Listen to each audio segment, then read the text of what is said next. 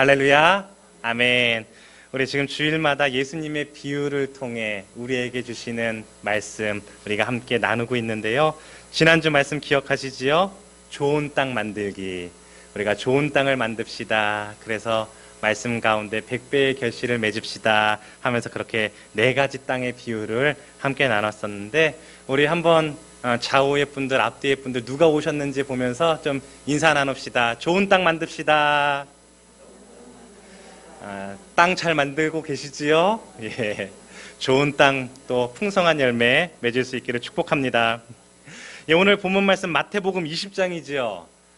마태복음 20장 앞에는 무엇이 있을까요? 너무 어려운 질문이지요. 마태복음 20장 앞에는 19장이 있어요.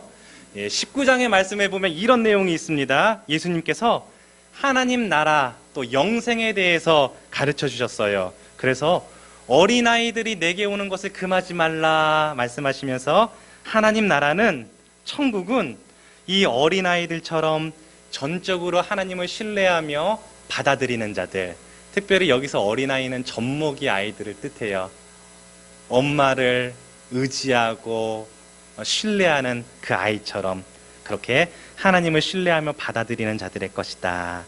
또 영생에 대해서 말씀하세요. 한 부자가 어떻게 영생을 얻을 수 있습니까? 라고 질문하자 그 모든 것을 나누라.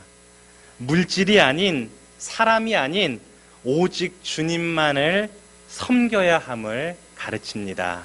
그렇게 영생을 얻을 수 있느니라. 그리고 이어서 오늘의 비유를 통해 구원은 하나님의 절대 주권이다 라고 오늘 말씀을 선포하세요. 그런데 오늘 성경에 보면 말씀의 제목이 나와 있어요. 여러분 성경에 뭐라고 제목이 붙어 있습니까?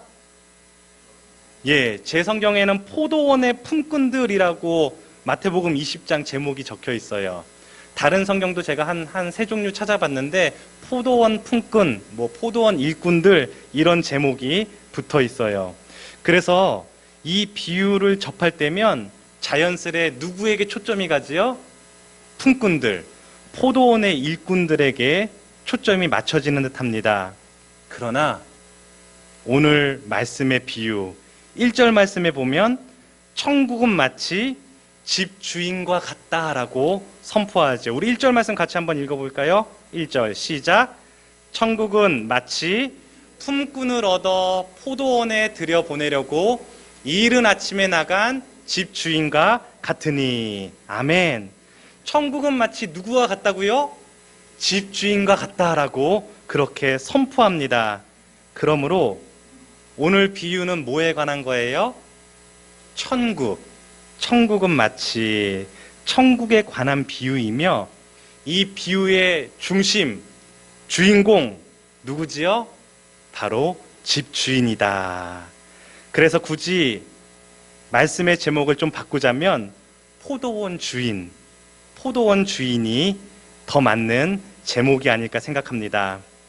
그렇다면 오늘 말씀의 주인공인 이 포도원 주인, 어떤 분일까요? 이 포도원 주인이 어떤 분인지 알면 천국이 어떤 것인지, 어떤 곳인지 우리가 더 쉽게 또 마음판에 새길 수 있을 것 같아요. 먼저 이 주인은 첫째로는 열심히 일하시는 분이십니다. 열심으로 일하는 주인이에요. 오늘 말씀에서 가장 열심히 일한 사람 찾으라면 누구라고 할 수 있을까요? 누가 가장 열심히 일했을까요? 이른 새벽 포도원에 들어온 일꾼들이 가장 열심히 일했을까요? 아닙니다. 가장 열심히 일한 사람은 바로 집 주인입니다. 이 주인은 1절 말씀에 보면 이른 아침에 품꾼들을 찾아 나섰습니다. 아마도 새벽녘에 인력시장에 나가 어떤 사람이 있는가 품꾼을 찾아 부릅니다. 그리고 3절에 보면 제3시에도 나갔어요. 예수님 당시 시간, 우리 시간으로 바꾸려면 6을 더하면 돼요. 6. 그럼 3에다가 6을 더하면 몇 시지요? 9시예요. 오전 9시에도 장터에 나가 마을을 두루 다니며 또 품꾼을 찾습니다. 5절 말씀 제6시, 다시 말해 12시예요. 정오. 정오에도 또 오후 3시에도 나가서 품꾼을 찾습니다. 또 6절 말씀해 보면 마지막 제11시 6을 더하면 17시지요. 오후 5시 하루 해가 지기 전인 오후 5시에도 나가 일꾼을 찾아 부르십니다. 자, 이 주인 총 몇 번을 그렇게 일꾼을 찾아 마을을 두루 다녔을까요? 5번. 그치요? 5번이나 온 마을을 두루 다니면서 일꾼을 찾아 부릅니다. 그런데요, 당시 사람들이 이 예수님의 비유를 들었다면 의아하게 생각할 부분이 있어요. 무엇일까요? 예수님 당시에 집주인은 직접 일하지 않습니다. 주인은 일하지 않습니다. 오늘 말씀 8절에도 보면은 결산의 때에 주인이 청지기를 불러요. 이 주인 분명 청지기가 있었어요. 주인은 청지기를 시켜서 그를 통해 일하게 합니다. 주인이 직접 일하는 경우는 없어요. 주인이 직접 마을을 돌아다니며 일할 필요가 없습니다.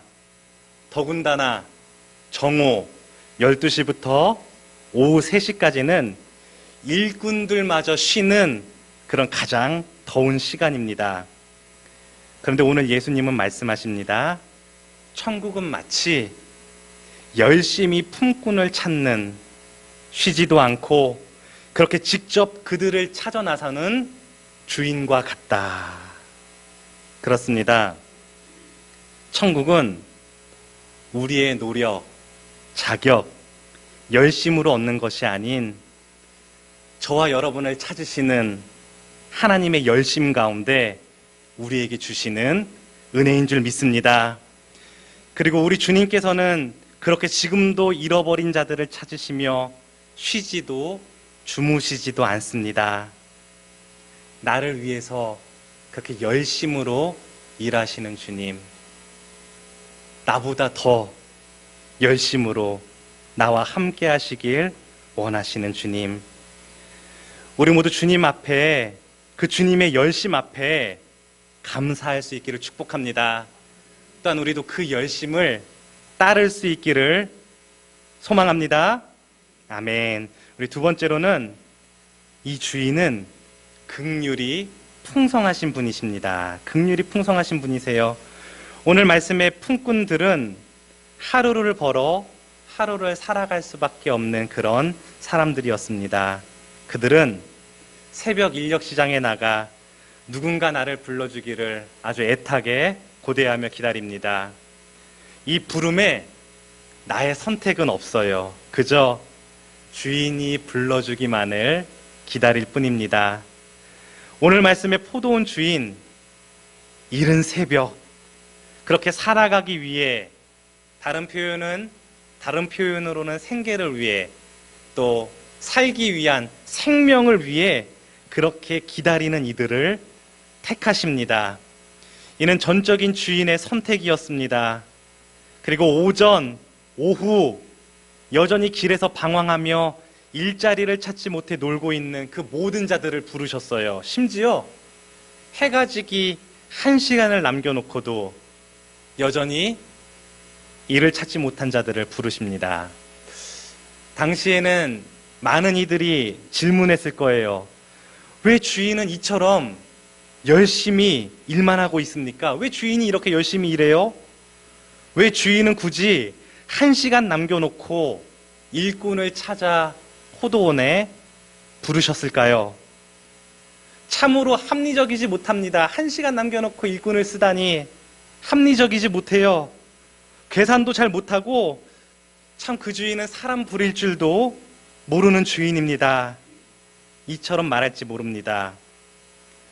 이러한 주인의 모습이 합리적이지도 못하고 이치에 맞지 않음에도 불구하고 주인이 이처럼 행하는 이유, 그것은 오직 긍휼함으로 밖에는 설명할 수 없습니다. 긍휼이 풍성하신 하나님, 자격도 없고 공로도 없고 이유도 없지만 주님의 긍휼하심이 저와 여러분을 택하사 주의 나라로 부르시는 줄 믿습니다. 그렇습니다. 천국은 그렇게 하나님의 긍휼을 입은 자들이 부름받아 나아갈 수 있는 그런 나라지요. 그러므로 기억할 수 있기를 바랍니다. 나는 하나님의 긍휼을 입은 자다. 그 긍휼하심이 오늘 저와 여러분을 이 자리에 서게 하는 줄 믿습니다. 한 걸음 더 나아가 우리 주인은 선하신 분이십니다. 선하신 분이십니다. 하루해가 저물고 이제 결산의 때가 찾아옵니다. 그런데 이 비유에 계속해서 이상한 점이 나와요. 주인은 청지기를 불러서 품꾼들에게 일당을 줘라, 품삯을 줘라 말하지요. 그런데 어떤 순서로 주라고 말씀합니까? 나중 온 자부터 먼저 온 자 순으로 역순으로 주라 말씀합니다. 당시에 보통은 먼저 온 자들이 먼저 품삯을 받고 가고 나중 온 순서대로 그렇게 나아가는 것이 일방적이었어요. 그러나 주인은 역순으로 품삯을 주라 이야기합니다. 그런데 이게 어찌된 일입니까? 고작 1시간밖에 일하지 않은 자들, 1시간만 일한 자들이 당시 하루 일당인 한 데나리온을 모두 받았습니다.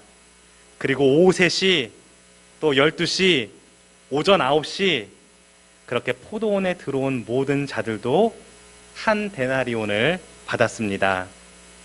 그리고 오늘 이 비유의 절정에 도달하지요.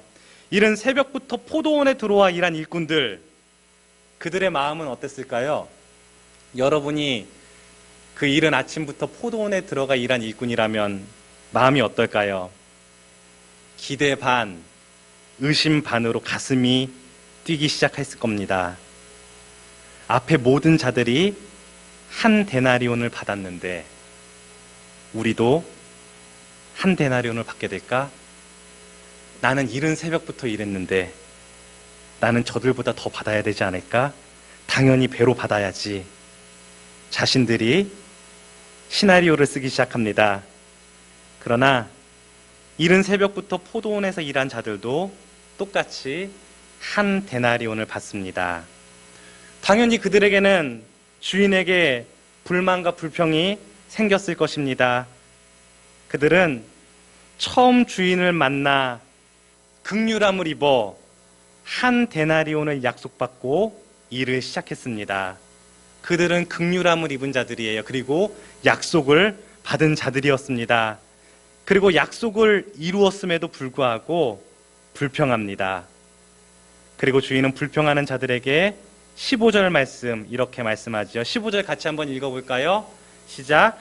내 것을 가지고 내 뜻대로 할 것이 아니냐. 내가 선함으로 내가 악하게 보느냐. 아멘. 주인은 이 모든 일을 이처럼 행한 이유, 나는 선하기 때문이다 라고 그렇게 이야기합니다.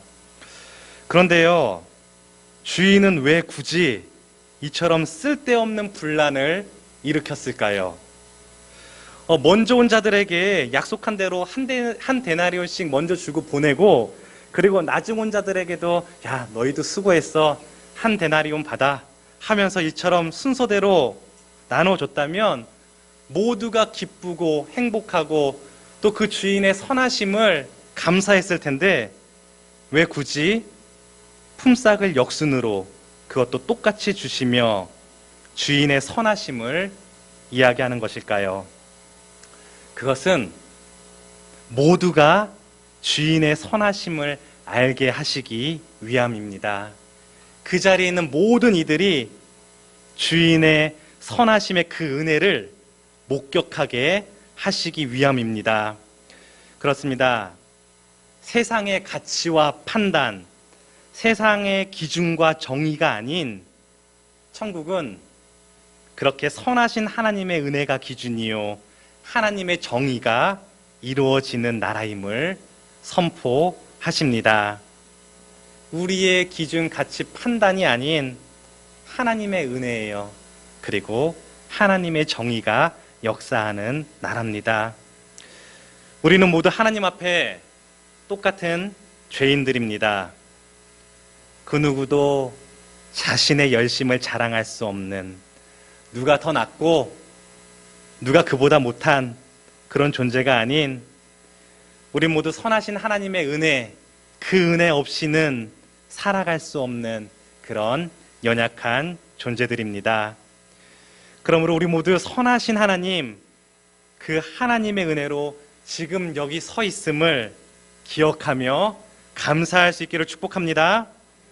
그렇다면 이번에는 어떤 자들이 주인의 은혜를 입었는지 우리 품꾼들 간단하게만 좀 살펴보기를 원하는데요. 먼저 주인의 은혜를 입은 자들, 그들은 소망하며 기다린 자들이었어요. 포기하지 않는 그런 자들이 은혜를 입었습니다.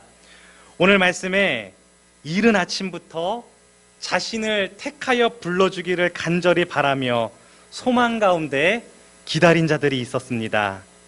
아니, 벌써 모든 주인들이 일꾼을 불러갔음에도 여전히 자리를 뜨지 못해요. 혹시나 다시금 나를 불러주지 않을까 기다리는 자들도 있습니다. 점심때 밥도 굶어가며 그 자리를 떴다가 혹시 그 순간 주인이 올까 밥도 굶어가며 간절함으로 자리를 지키며 기다리는 자들. 자, 이제 해가 저물어 갑니다. 이제는 포기하고 집에 들어갈 만도 한데 여전히 마을 어귀에서 포기하지 못하고 간절함으로 기다리는 자들. 결국 그들은 주인을 만나 부름을 받고 은혜를 입게 됩니다. 그러므로 우리도 그렇게 삶의 자리에서 주님을 소망하며 간절함으로 기대하며 기다릴 수 있기를 축복합니다. 우리 모두 주님께서 세우신 그 삶의 자리, 또 사명의 자리, 우리가 지키며 인내하며 나아갈 때에 긍휼이 풍성하신 하나님, 그 선하신 하나님의 은혜 누리게 될 줄 믿습니다. 잠언 8장 17절 말씀 이렇게 전하지요. 나를 사랑하는 자들이 나의 사랑을 입으며 나를 간절히 찾는 자가 나를 만날 것이니라. 우리 모두 간절한 심령으로 그게 소망 가운데 인내할 수 있기를 주님의 이름으로 축원합니다. 둘째로는 부름받아 열심히 일한 자들, 그들이 은혜를 입습니다. 부름을 받아 부름받은데도 열심히 일한 자들. 오늘 말씀의 일꾼들, 주인으로부터 부름을 받아 포도원에 들어갔지요. 이 부름받았다라는 것은 사명을 받았다는 거예요. 각자가 포도원에서 일할 사명을 받았습니다.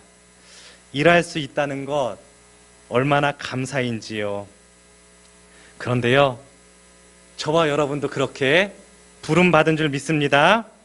특별히 우리는 모두 교회로 부름을 받았지요. 성도로 부름받았습니다. 예전에 말씀을 통해 교회에 대해서 함께 나눴지요. 교회, 에클레시아, 부름받은 자들의 모임이다. 그러므로 지금 이 자리에 예배하는 저와 여러분 모두 부름받은 자들임을 믿습니다. 아멘. 부름받았다라는 것은 사명을 받았다라는 거지요.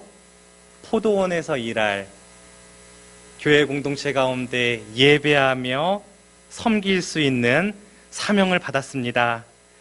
지금 우리가 이 자리에 함께하는 이유도 부름받았기에 그 사명을 감당하며 예배 가운데 나아가고 있는 줄 믿습니다. 그리고 오늘 주님께서 우리에게 말씀하세요. 그 부르심의 자리, 주님께서 부르신 이 예배의 자리에서 주님 바라보며 나아가는 우리에게 긍휼이 풍성하신 하나님, 선하신 하나님의 은혜 누리게 되리라. 주님 말씀하십니다. 마지막으로 은혜를 입은 자는 겸손과 감사의 삶을 살아야 할 줄 믿습니다. 우리 모두 그 주님의 긍휼과 은혜를 받았다면 주님 앞에 겸손과 감사로 나아갈 수 있기를 축복합니다.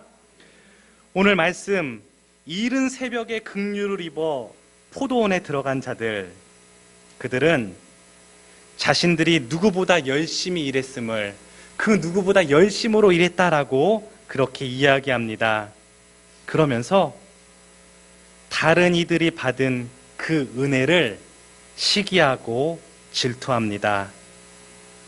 그들이 만약에 열심히 일해서 열심히 일한 대가를 받았다라면은 오히려 화나지 않았을 거예요. 그런데 그들은 자격 없는 자들이다라고 그렇게 생각하며 그들이 받은 은혜가 화가 납니다. 아니, 오히려 자격 없는 자들에게 주시는 은혜라서 더 불편합니다. 그런데 그렇게 불평하는 자들, 어떤 자들이었지요?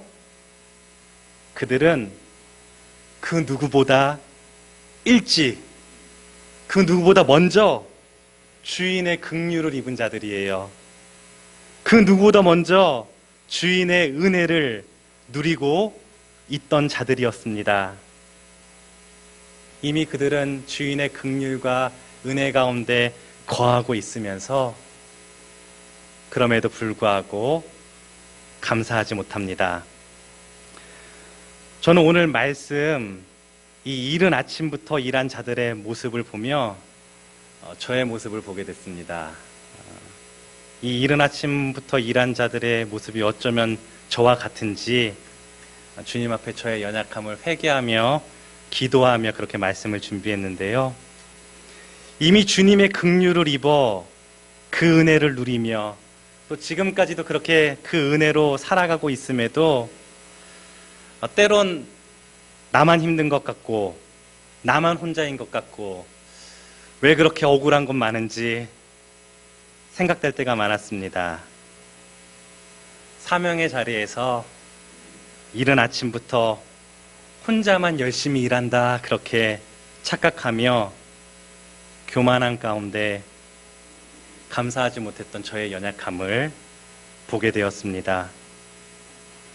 이미 주님께서 이처럼 아름다운 우리 임마누엘 공동체 또 많은 믿음의 동력자들 함께하게 하셨음에도 불구하고 다른 공동체와 비교하며 저분은 나보다 별론 것 같은데 그런데 왜 저렇게 뭔가 좀 잘 이루는 것 같지?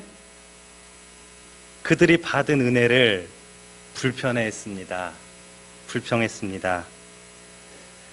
이른 아침부터 일한다고 어느새 내 안에 겸손과 감사를 잃어버린 연약함, 하나님의 긍휼하심과 선하심의 은혜를 잊고 내 힘과 능력으로 여기까지 내가 이뤘구나 그렇게 여기는 제 모든 연약함을 회개합니다.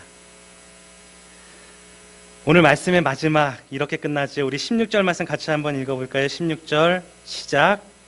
이와 같이 나중된 자로서 먼저 되고 먼저 된 자로서 나중 되리라. 아멘. 오늘 말씀을 통해 다시금 우리의 삶을 또한 돌아볼 수 있기를 소망합니다. 또한 회개가 필요하다면 회개할 수 있기를 또한 축복합니다.